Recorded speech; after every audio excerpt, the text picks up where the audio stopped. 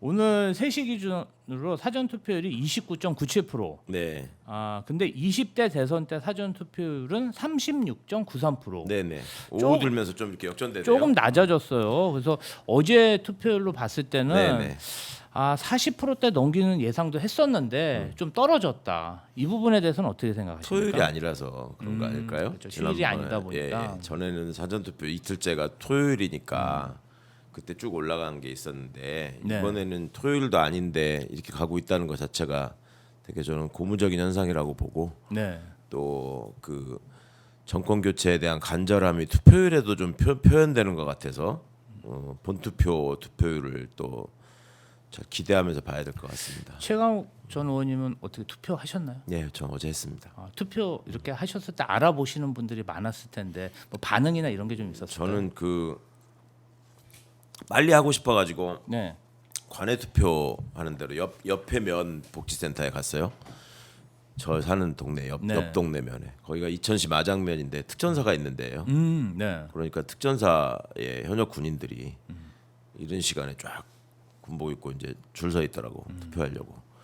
그런데 이제 시민분들이야 뭐 알아보실 수 있다 생각했지만 네. 군인들은 설마 알아보더라도 모른 척 하겠지. 그렇잖아요. 저 그렇죠. 알아봤다가 위험할 수도 있고. 근데 거기 이렇게 줄 서 있던 사람들 중에 이렇게 보고서 반갑게 거수용료를 이렇게 표현하고 이런 사람들 보고서 너무 뿌듯하고 좀 짠하고 그 사람들의 심정이 어땠겠어요. 거기 그렇죠. 예, 그날 출동한 사람들도 있을 수 있고 동료들도 있을 수 있고 또 전에 제가 방송에서 좀 얘기했는데 아내가 옆 동네 분들이랑 같이 하는 뭐 활동이 좀 있단 말이에요. 뭐 요가를 같이 한다거나 네. 뭐 독서 모임을 같이 한다거나 뭐 그러면서 알고 있는 그 특전사 식구들이 있는데 네. 남편이 갔다 온 사람들이 있단 말이죠. 국회 현장에 그렇죠. 어떤 분들이 계시다. 예. 그러니까 이제 계엄 이후에 예. 그런 상황이 있었다는 거를 아는 거죠. 아는데 그날 또 남편 연락도 안 되고 텔레비전을 보니까 막 부인들도 알잖아, 식구들도. 그렇죠. 예. 특전사가 저기 가는구나. 그때 뭐 당시에 그런 데가 보니까 나오고. 스마트폰을 다 수거해서 네, 그랬대요. 뺏었다는 얘기도 예. 있더라고요. 그러니까 이제 불안하니까 연락을 해봤는데 연락은 안 되고. 그렇죠. 그러면 저희 갔겠구나 싶었을 거 아니에요. 그럼 저희 가서 지금 무슨 일이 어떻게 벌어질까 하는 걱정. 그러니까 우리 남편이 지금 광주에서 그 만행을 저질렀던 계엄군으로 지금 갔다는 건가 이런 데서 오는 두려움, 슬픔 이런 게 있었다가 끝나고 나서 이제 특전사 뭐 사령관, 여단장, 뭐 대대장 할 거 없이 네. 다들 이제 국회에 불려 나가가지고 이래저래 얘기하는 모습, 그다음에 쭉 이어지는 처벌에 대한 얘기, 그렇죠. 얼마나 불안하고 또 창피한 면도 있고, 그러니까 그때마다 주변 분들한테 이 그 불안한 마음을 토로하는데 그것도 또 솔직하게 다 얘기할 수도 없잖아요. 그렇죠. 그리고 이제 어제 퇴근한 남편이 그러니까 그날 바로 퇴근을 안 시키고 한 3일인가 있었다 그러더라고. 네. 그 집에 들어온 남편이랑 함께 그냥 울었다. 이게 참 진짜 나쁜 놈이에요, 윤석열이는. 아니, 정말 얼마나 많은 사람들의 삶에 사실 어떻게 보면은 이번 군사 반란이 일어남으로 인해서 예. 특전사가 지난번에도 굉장히 1980년도에도 굉장히 안 좋은 역사의 기록으로 남았는데 예. 이번에도 또 사실 참 국회에 헬기를 타고 이렇게 오는 사건은 잘 세계적으로 일어날 수 없는 일이지 글쎄 않습니까? 말입니다. 그러다 보니까 그 군인들이 명예에 살고 명예에 죽는데 군 가족들이 아마 기분이 참담할 것으로 생각됩니다. 저는 또 군인들을 상대적으로 좀 많이 경험해 봤으니까 법무관도 양가 하셨잖아요. 감정이 들죠. 그죠? 그렇죠. 그때 저는 좀 주목해서 봤던 게 육군 참모총장의 태도. 그날 다음 날 나와 가지고 계엄사령관으로 있었던 자가 네. 뭐 잘 몰랐다 이러면서 이게 약간 바보 흉내를 내잖아요. 네. 제가 그때 딱 보면서 저거 거짓말하는 거다 바로 얘기했었거든요. 그런 거짓말하는 기술만 발전시켜 가지고 그 계급장을 달고 그 자리에 가 있는 그 화상의 모습과 그 다음에 또 그 이상현이라는 일공수 여단장 네. 국회에 출석해가지고 계속 울고 있는 모습 때문에 좀 화제가 됐었죠. 자리에 앉아서 대기 시간에 계속 울고 있는 모습. 근데 그 친구 한 거를 보면 현장에 들어가가지고 이제 끄집어내라는 지시까지 대대장들한테 하고 그러고 나서 생각해 보니까 일공수는 계속 이렇게 계엄에 동원돼서 쿠데타를 감행하는 부대구나. 그렇죠. 예, 이런 것 때문에 전두환이가 일공수 여단장 출신이잖아요. 맞습니다. 그런 것들 때문에 오는 자괴감 정도로 뭐 울었다고 하는데 그렇게 울기 전에 우리 저 조성현 대령처럼 일경비 단장 같은 일자지만 수방사 일경비 단장 조성현 대령처럼 서강대교를 건너지 마라. 그렇죠. 예, 이런 지시는 왜 못했을까? 본인은 모르고 갔다는 건데 모르고 갔으면 더더욱 막았어야죠. 그럼요. 어디로 가는지 모르고 뭐 또 심지어 국회에서 무슨 폭동이 일어난 줄 알았다. 시민들에 의해서 그거를 진압하러 가는 건 줄 알았다라고 요새는 얘기하는 것 같더라고요.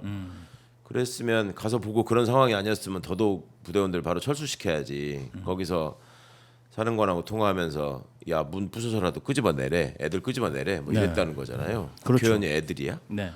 그러니까 그런 식의 그 인식을 갖게 된 사람들을 사관학교에서 양성해가지고 우리가 별까지 달아주고 있었다. 나라 돈으로 파시스트들을 키운 거예요. 경찰대학도 마찬가지고. 근데 그 당시에 박인수 계엄사령관이 굉장히 이렇게 박안수. 박안수 계엄사령관이 순진한 모습으로 네. 답변도 하고 네. 뭐 이러다 보니까 사람들이 아 저 사람은 또 그때 뭐 국회의원대 질의 과정에서 아 뭐 계엄사령관이 그럴 줄 몰랐다 이런 얘기도 해서 뭔가 좀 우호적인 여론들도 있었는데 그랬었죠, 초반에. 최강욱 전 의원님 아 저거 다 연기다 저거 속으면 안 된다 예. 얘기하셨던 게 굉장히 인상 깊었던 것 같습니다. 아 기억나세요? 예, 예. 네. 그때 처음으로 지적하셨던 거죠. 예. 근데 어떤 청문회장에서 이야기하는 모습이 너무 좀 이렇게 순진해 보였어요. 그러니까요. 뭘 잘 모르고 얼떨결에 당한 사람 같은 네. 불쌍한 표정을 지으면서 얘기를 하는데 그게 군인들이 위기 상황에 저는 이제 불러다가 조사를 많이 해봤잖아요. 네. 그 별 달고 거짓말하는 그 모습들 너무 많이 봤기 때문에 그 패턴이 읽히더라고요. 그래서 저 거짓말이다. 저게 그리고 지 역할이나 위치상 모를 수가 없다. 그리고 저는 그 누굽니까 우리 김병주 의원이랑 박선원 의원께서 수방사령관 특전사령관 찾아가가지고 찾아가서 인터뷰했죠. 인터뷰하신 게 꽤 화제가 됐었잖아요. 네, 네. 그때도 좀 찜찜했었어요. 그러니까 저렇게 인터뷰에 응했다는 것 자체가 네. 쟤들 입장에서 큰 결심을 한 건데 네. 저게 진실을 알리기 위해서 한 걸까 면피를 하기 위해서 한 걸까 저는 후자일 가능성이 높다고 생각했거든요. 그 자리에 있는 군인들이 특히 육사 출신 군인들이 거기서 국민들을 위해서 진실을 밝히고 사죄하겠다라고 할 수가 없는 양성 과정과 그 진급 과정을 겪은 친구들이거든. 네. 그러니까 결국 지금 밝혀진 거 보면 그때 그것도 거짓말이었잖아요. 그렇죠. 대충 따귀 빼고 기름 빼고 그냥 뭐 죄송하게 됐습니다. 근데 저는 처벌하지 말아주세요. 뭐 이런 취지였잖아. 그런 거죠. 그러니까 이런 사람들을 어떻게 할 것인가 하는 문제가 새 정부의 큰 숙제가 될 것 같아요. 근데 그렇죠. 그게 군인이나 경찰이 제복을 입고 상명하복에 길들여진 조직이라서 그 사람들만 그런 거냐? 네. 그러면 일반직 공무원들을 시켰으면 안 그랬겠냐? 제가 청와대에 같이 근무하면서 알게 된 여러 공무원들 있잖아요. 네. 당신들 같으면 어떻게 했을 것 같냐? 내가 볼 때는 니네들은 가라 그러면 그 앞에 갔다가 사람들 와가지고 이제 핸드폰 들이대고 그러면 무서워서 다 도망갔을 것 같다. 근데 그랬을 것 같대요. 사실은 뭐 공직자들이 정무직들이 이렇게 뭔가 좀 위법적인 그런 지시를 할 것 같으면 네. 다 녹취를 합니다. 네네. 그리고 또 이메일로 또 지시를 내려보내달라 그러고 이렇게 업무 명령서 가져서 사인해달라 그러고 다 근거를 특히 윤석열 정부 들어와서 이제 그런 게 많아졌죠. 다 그런데 남겨놓기 이제 때문에 급박한 상황에서 어떻게 하는가의 문제는 그리고 어떤 선택과 판단을 하는가의 문제는 일단 시키면 시키는 대로 일단 하는 게 그렇죠. 그리고 대통령이 나서 가지고 계엄을 선포했다고 하는데 거기다 대고 틀렸다라고 말할 수 있는 용기가 있는 사람이 얼마나 있을까?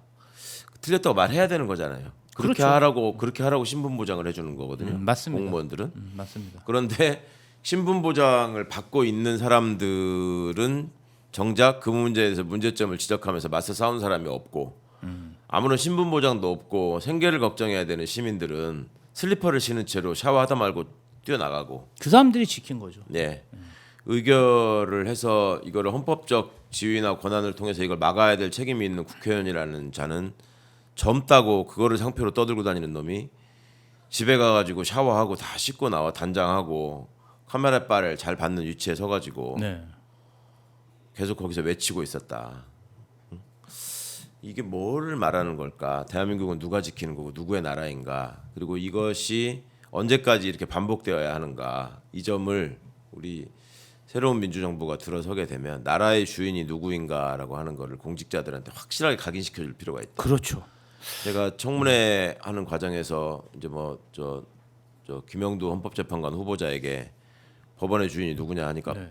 판사라고 했고 네. 헌재의 주인은 그럼 헌법재판관이냐 그렇다고 하고 국회 주인도 국회의원이겠네 그렇다고 하고 네. 이 기본 인식이거든요. 내가 시험과 경쟁을 통해서 따낸 나의 과실이자 성과이고 결과물이고 그거에 수반되는 혜택은 나의 노력과 능력에 따라서 당연히 주어지는 나에 대한 혜택이고 그것이 국민을 위해서 열심히 일하고 시간을 아껴가면서 더 열심히 일해라라는 뜻으로 주어지는 관용차고 주어지는 비서라라는 거에 대한 인식은 없단 말이죠. 그러니까 국민이 직접 뽑은 국회의원을 우습게 하는 거예요.